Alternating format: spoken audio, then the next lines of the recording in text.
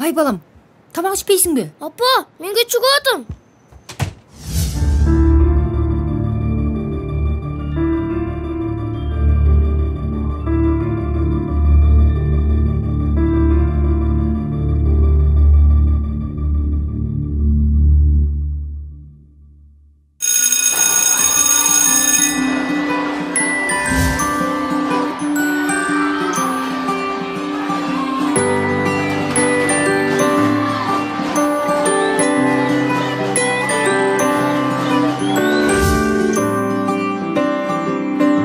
Менин балдарымдын үйдө гана эмес, мектепте де жакшы тамактануусун каалайм.